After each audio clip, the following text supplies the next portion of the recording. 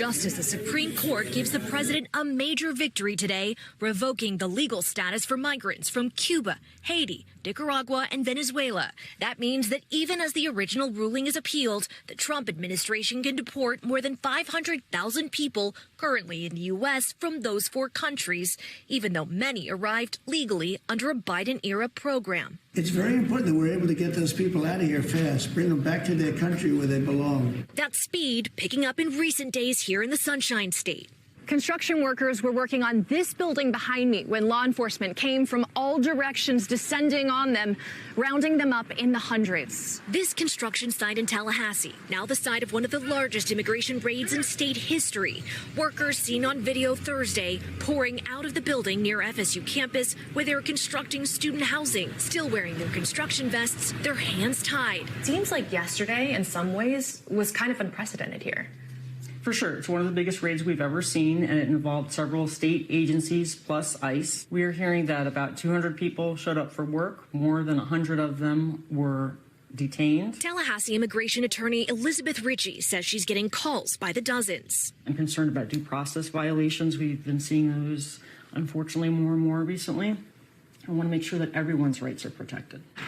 And now detainments are being reported at courthouses as migrants show up to their immigration hearings. This video from Thursday showing a family with 4 children detained outside of this San Antonio immigration courthouse. With workplace raids also on the rise, like the Tallahassee one Governor DeSantis touts as a major bus success. The recent raids across the country are also raising outcry. This is Gestapo-like behavior, where plainclothes officers wearing masks are terrorizing immigrants who are doing the right thing by going to court, following up on their immigration proceedings, and trying to come into this country lawfully. President Trump's administration pushed ICE with a quota of 1,800 arrests per day in the days after his inauguration.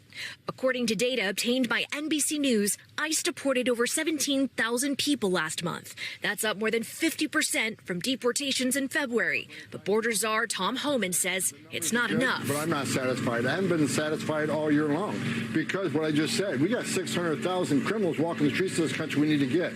So, yeah, we increase the number of teams. We're going to have over 1,000 teams on the street. We're putting more targeting in this. We got to increase these arrests and removals. All right, Marissa, let's pick it up right there. I know you're at a rally for immigration rights hosted by activists there behind you. We just heard Tom Homan there. I want to pick up right there. Should we expect more raids in the days ahead?